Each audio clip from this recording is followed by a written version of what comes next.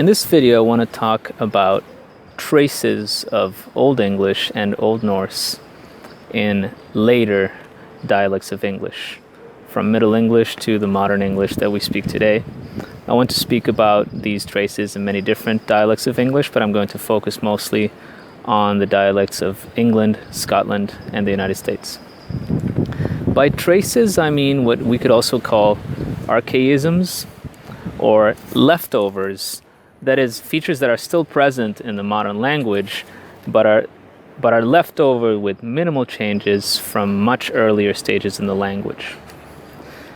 Old English is the stage in the history of English from the 5th to the 11th century. So from the arrival of the Anglo-Saxons to Britain to the Battle of Hastings, where William the Conqueror took over the island of Great Britain and brought over his Norman French-speaking culture and power structure to the island. And that's when English came under the influence of French. Old English is from the arrival of the Anglo-Saxons to that period. Old Norse, on the other hand, is the period in Norse from the 7th to the 15th century. Now, Old English is the ancestor language of modern English and modern Scots. Old Norse is the ancestor language of Swedish, Norwegian, Danish, Icelandic, Faroese, and Elfdalian. The Norse settled the east and north of Great Britain in the 9th century. So if we take the arrival of the Norse at the 9th century and the end of the Old English period and the start of French influence as the 11th century, we have over two centuries of linguistic influence between Old Norse and Old English. Now, Old English and Old Norse were closely related languages since they both descended from proto-germanic, and they were probably to some extent mutually intelligible. And to illustrate this, I'm going to read a little bit from two poems, one in Old Norse from Havamal, which was probably composed around the 9th century. And then I'm going to read a small part of The Wanderer, an Old English poem, and these two fragments actually deal with the same subject matter, so this will help us see the similarities. Havamal reads, "Der fe, der fränder, der sjolver it sama. Ek weet ein, at aldri deur, domer om dauden horn. Cattle die, kinsmen die, you will die as well. I know one thing that never dies, the reputation of the one who's died." And the line from The Wanderer, line 108, that was stanza 77 from Havamal. Line 108 from The Wanderer reads, "Her bid feuch lane, her bid freond lane. A cow is only here temporarily. A kinsman is only here temporarily." We see the similarities between the languages, and in this, in this Old English line, I don't know enough about Old Norse to know if lane is a cognate, but every other word, her, bid, feuch, freond, every other word is cognate with another word in Old Norse that is similar. So we had 2 centuries of extended social contact between people who spoke closely related languages. And not surprisingly, the languages influenced each other, and the Old Norse speakers who were there to stay remained in Great Britain, in eastern and northern England, and in southern Scotland, influenced the English spoken there, and they actually influenced English as a whole in ways that we can still see today. And that's part of what I'm going to be speaking today, and the other part being traces from Old English, features that continue all the way from Old English to modern English. Now, there are other examples of the effect of contact between 2 closely related languages, and the amount of the heavy influence that they can have on each other. Now, these are Old English and Old Norse, descended from proto-Germanic, but for example, if we look at northern Uruguay nowadays in the on the border with Brazil, we have a transition, what's called kind of a transition language called Portuñol, which has features from both Portuguese and Spanish, and also has features that are different from both Portuguese and Spanish. So this is a contemporary example that is similar to the history of contact between Old English and Old Norse. Now, the first thing I want to talk about with these traces or archaisms is the dental fricative sound th. That is that was in Proto-Germanic. It's actually the result of a sound change, a change shift called Grimm's law, which changed all the ths, all the th, all the instances of th from proto-indo-european in Proto-Germanic became th. However, in the modern Germanic languages, which I mentioned before, this sound has been lost in all of them except for English and Icelandic. If we compare, for example, the English think, in the other West Germanic languages, Dutch and German, this sound has become d. In Dutch, this word is denke. And in the continental Scandinavian languages, this sound has become t. So in Swedish, the word is tänker.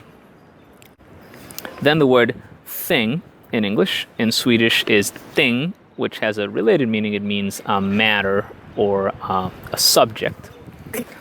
But in Icelandic, you also have the th in the word thingy or alþingi, which means parliament or assembly. Now, English has taken this even further because in Old English, the difference between th and the was only allophonic, meaning that it had to do with the position of the sound in the word, which one you would get th or the.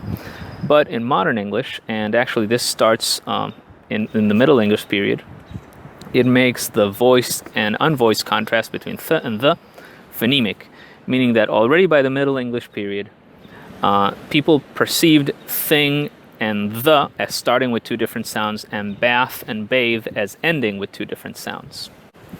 So English has not only retained the dental fricative, but also made it more complex. Which takes us to part 2, loanwords. And we will be talking about loanwords from Old Norse specifically into English, which survive in modern English today. Now, English has an inordinate amount of Latinate words. Some of them coming directly from Latin, and most of them coming through French.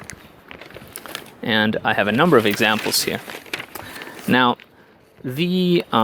this French influence, like I said, is due to the extended political importance of French during the period of Norman rule of Britain, starting in 1066 and lasting about 3 centuries, until the English kings finally decided to stop basically identifying as French-speaking and French culturally.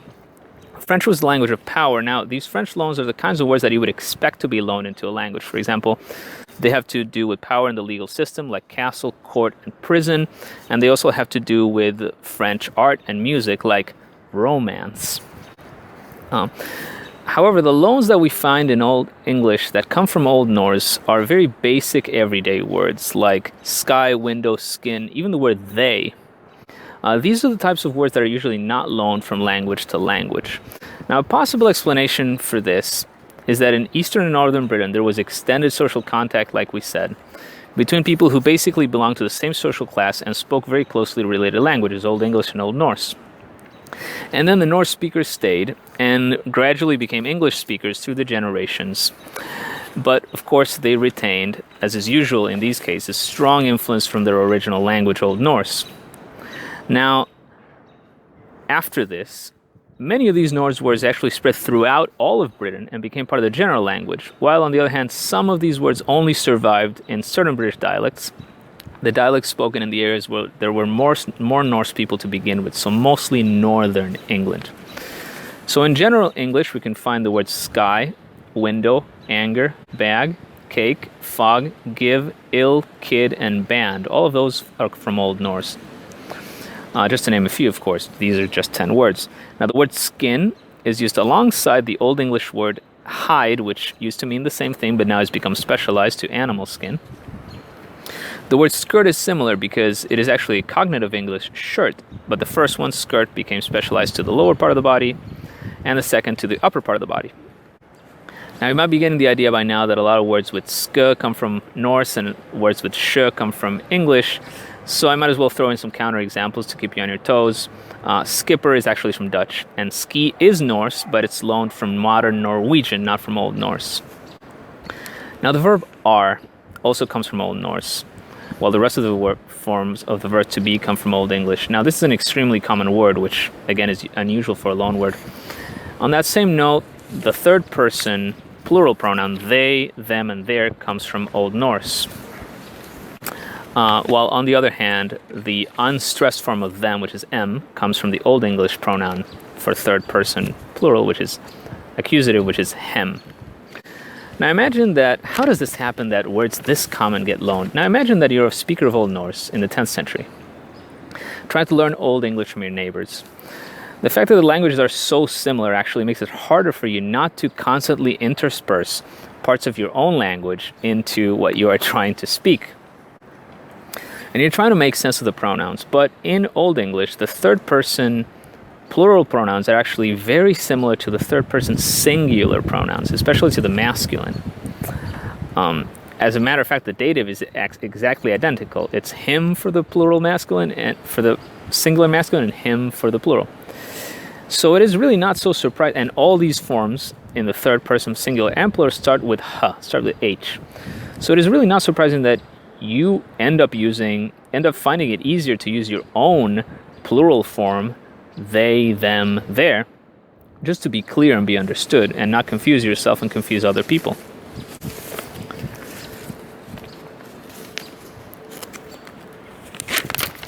Now, what about the verb are? Now, it is plural. We are, you guys are, they are, but it is also singular. You are as in singular you. How come we have are as singular in English, and how come we use you as singular? Because that used to be the plural. So, historically, in Old English, you had thu, from which the modern, if archaic sounding, thou, which is not really in popular use, and then ye, which was the plural, which is the ancestor of the modern you. Now, at some point after the Middle English period, the plural you, which had started to become used for the singular to show respect, became the common way to address a single person, and thou fell out of use in most Englishes. This is a similar development to the Spanish singular vos, which originally is a plural, which is part of many dialects of Spanish. And the Brazilian Portuguese você, which again used to be a plural, comes from the Latin vos, which means you all, but is used as a singular. Note, however, that some speakers of English still use the singular forms. Quakers still use thee, which goes all the way to the Old English accusative form of thu, which was the. And traces of thou can be seen in the Yorkshire dialect of English. Patrick Stewart, the actor, who is from Yorkshire, recounts the story of how when he was a kid, when his friends came over to his house and asked if he wanted to play, they would say, Atta leikenan, and Atta leikenan comes from art thou, laking, which is playing, on, right? Art thou, Atta. Now, American English has made up for the loss of the distinction between singular and plural you by creating new plural forms like yins, yous, you guys, and you all, which is actually a parallel development to that of another West Germanic language, Dutch, which has jij as the singular, but this is originally a plural pronoun, where the original singular was lost. And because of that, they have created a new plural, which is jullie, which basically means you all. Now, that's for general English, all these Old Norse loans that are true of all kinds of English, or most kinds of English. However, there are a number of loans that survive in Northern English and Scottish English only, which were, again, the areas which most Norse influenced during the period of Norse settlement. So, for example, in Cumbrian English, Cumbria is a region in the north west of England. Edderkopp means spider, like in Norwegian, modern Norwegian, edderkopp. This is a Norse word. Bairn in Cumbrian and Scottish English, see Norwegian barn and Swedish born, means child. And even the prepositions till and fra in Cumbrian English, see Swedish till, and fro, which mean to and from. And these are still used in Cumbrian English today. Cumbrian English also preserved the present participle ending and instead of ing well into the Middle English period. Now this suffix goes all the way to the original present participle ending of Old English, which was and, while the suffix ing was originally a derivational suffix used for making nouns from verbs. The suffix talk takes us to the next part, which is morphology. Now the first, second, and third person plural forms have been identical in English since the Old English period. The first, second, and third person plural forms of verbs have had the same ending since the Old English period. But Old English had a separate infinitive form, unconjugated form with its own ending. Now in Old Norse verbs, the third person plural in the present was identical to the infinitive. This was not the case in Old English, but those forms had become the same by the Middle English period. Now, we might be tempted to say this was Old Norse influence, but we have to say that it's also totally possible that this was just a parallel development in English. Now, there are archaisms in modern English that go all the way back to Old English. There are archaisms in Old English which go back to Old Norse. There are also ways in which English has changed that are attributable to Old Norse, like those loan words that we had mentioned. And there are also ways in which English has changed, which are simply Old English changing throughout history. Since the languages are closely related, sometimes similar changes happen in both, and it's just a coincidence without having to do necessarily with one language influencing the other. An example of this is the possessive, which is written in English with apostrophe s. This is a remnant from an old genitive noun case, a noun ending used to indicate possession in Old English. It goes all the way back to Old English, but it was also present in Old Norse because it actually goes all the way back to proto-germanic. So final s to indicate possession is not only used in English, but also in modern Scandinavian languages like Norwegian, Danish, Swedish, and Icelandic. For example, the name Erik Torvalds' son means son of Torvald. Torvalds, that s of Torvald, son of Torvald, Torvald's son. Now let's go into an example, and this is a Middle English song called Sumerisikumenin, which is from the 13th century, from the Middle English period. The first line of the song goes Sumerisikumenin ludesinkuku. Now there's a couple things going on here, and to address them first, let's talk about a modern interpretation of the song, which is up on YouTube by a choral group, and which I'll put in the video description or on a card in the top right, which actually misinterprets the first line. Now, this interpretation is otherwise musically spectacular, so I absolutely applaud it. And I absolutely understand the misunderstanding, because the way they interpret it, Sumerisikumenin, they interpret it as summer is a comin in, which really is very similar in form, so it's an easy mistake to make. But what's actually happening there is something different. Now, a prefixing, which is putting an at the beginning of a present participle, like in there's a hurricane a comin, is actually a parallel development of English, which has nothing to do with this. What's going on here is, first, that the prefix e in ikumen is actually a participle prefix. This goes all the way back to Old English. Old English had a participle prefix spelled ge, pronounced ge or ge, which is comparable on cognate to the participle prefixes in German and Dutch, in German ge and in Dutch ge. Now this Old English prefix, ge or ye, most likely became ye through palatalization, and then from there the further changes to ye and then to e only make sense. But by the Middle English period, this prefix had already disappeared completely.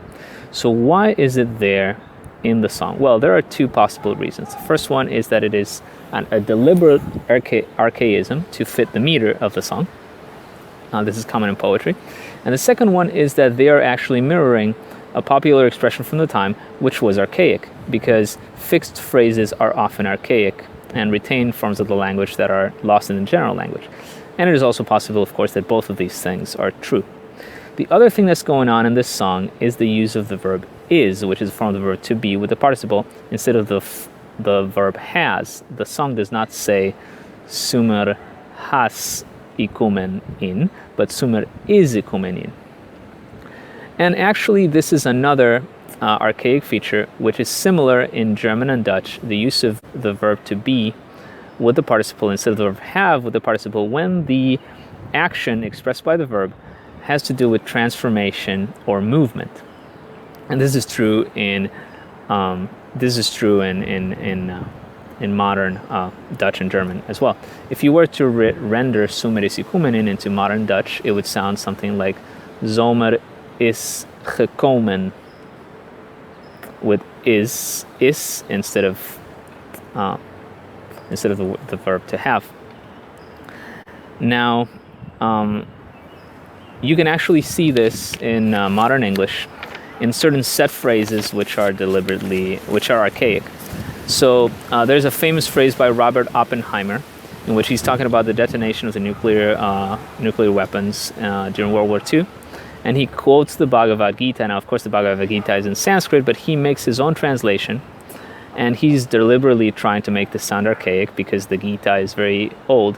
And he says the phrase, I am become death, the destroyer of worlds. I am become, because there is a sense of transformation instead of I have become. Now, the traces of Old English and Old Norse in later Englishes are not only these that I have noted, are not limited to these. There are many, many more, but we have a limited amount of time. For example, there's another one which I will only mention and not explain very, very much, which is double comparatives, like more, better. This is present in modern English today, and you can look it up at the Yale Grammatical Diversity Project, who says it and where it is said. But it actually goes all the way back to Old English and was actually very common in the early modern English during Shakespeare. But it goes all the way back to Old English, the use of more with a comparative ending. Well, that's all the time we have today, unfortunately. So, happy philologizing. Thanks for listening. Sumeris ikumenin, ludesin kuku, groweth said and bloweth med and spring the wood anew. Sing cuckoo and spring the wood anew. Sing cuckoo, sing cuckoo. Ing and were both common in Middle English, and we know which one won out in the end, if you're getting my meaning. But I thought I had done that. Okay, might edit this in post.